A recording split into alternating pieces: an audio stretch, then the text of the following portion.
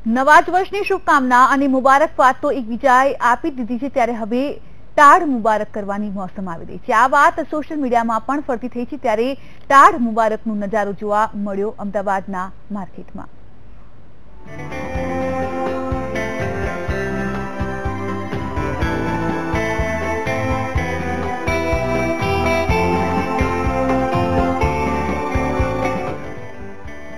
શિયાળાની શરૂઆત થઈ ગઈ છે અને ફૂલ ગુલાબી ઠંડીમાં અમદાવાદ વાસીઓ ગરમ કપડાની ખરીદીમાં લાગી ગયા છે।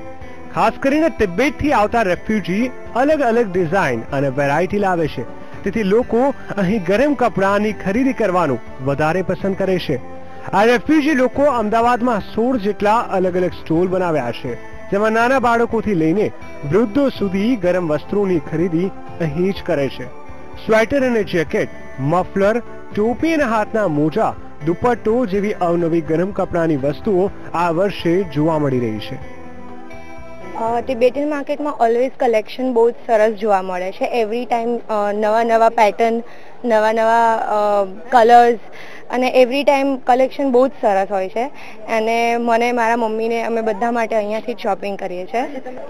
यहाँ से हम इसलिए खरीदी करते हैं क्योंकि यहाँ पे बहुत एक तो चीप रेट में मिल जाता है, जितना हमारा बजट है वो बजट में भी आपको मिल जाता है। यहाँ पे हर एज के लिए आपको मिल जाता है, बच्चों से लेके जवान से लेके बुढ़ों तक के लिए यहाँ पे सबके लिए आपको जैकेट्स मिल जाएगा। हाँ, सारे स्टाइलिश मिल जाते हैं, लेदर्स के मिल जाते हैं, कपड़े की चाहिए तो आपको कपड़ों के मिल जाएगी।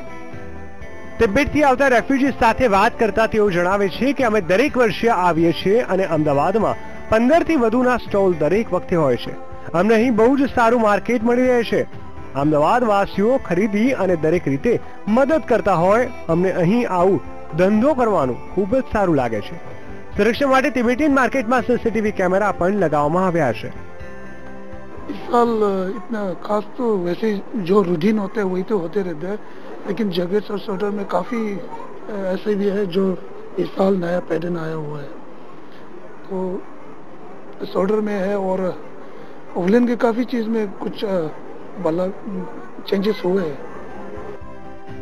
તિબેટથી આવતા લોકો 2 મહિના જેટલો સમય અહીં જ રહીને વેપાર કરે છે, જેથી અમદાવાદીઓને ઠંડીથી બચાવવામાં તેઓનો મોટો ફાળો છે।